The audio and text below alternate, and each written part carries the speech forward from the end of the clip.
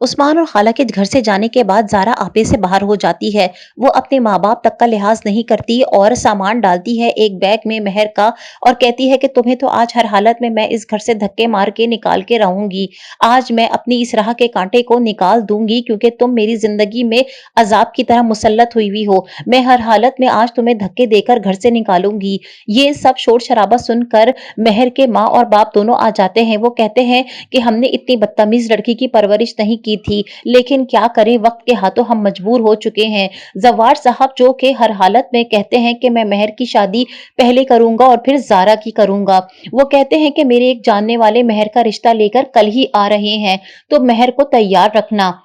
یہ سب سن کر زارا کہتی ہے ٹھیک ہے، اب اس راستے کے کانٹے کو میں اپنے راستے سے ہٹا دوں گی، لیکن مہر بار بار یہی سوچ رہی ہے کہ کس طریقے سے وہ ان لوگوں کو روک سکے۔ وہ شبریز سے کہتی ہے کہ تم اپنے ماں باپ کو لے کے آ جاؤ، لیکن وہاں شبریز کی حالت بھی بہت خراب ہے۔ وہ اپنے ماں باپ کو لانے میں کامیاب نہیں ہو رہا ہے، یہاں تک کہ اس کے ماں اور باپ اپنی زندگی میں اتنے مشغول ہیں کہ وہ فنکشنز میں لگے ہوئے ہیں اور ان کے پاس شبریز کی بات تک سننے کا ٹائم نہیں ہے۔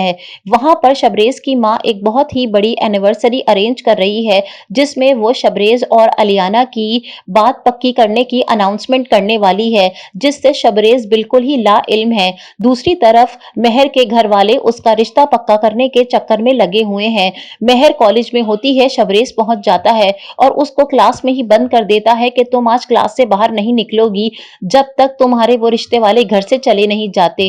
مہر روتی ہے، پیٹتی ہے اور اس سے خوب معافیا مانگ کر کسی طرح سے شبریز کا غصہ ٹھنڈا کر کے کہتی ہے کہ تم مجھے آج جانے دو، میں لیکن رشتے کے لیے ہاں نہیں کروں گی۔ لیکن شبریز بہت ہی زیادہ غصے میں ہوتا ہے۔ آخرکار وہ جانے دیتا ہے مہر کو اور لڑکے والے فوراً ہی مہر کو دیکھ کر پسند کر لیتے ہیں۔ دوسری طرف شبریز اپنے ماں باپ کو لانے کے لیے وعدہ تو کر رہا ہے، لیکن الیانا اور شبریز کی بات پکی کر دیتے ہیں شبریز کے والد اور اس کی والدہ اپنی اینیورسری میں۔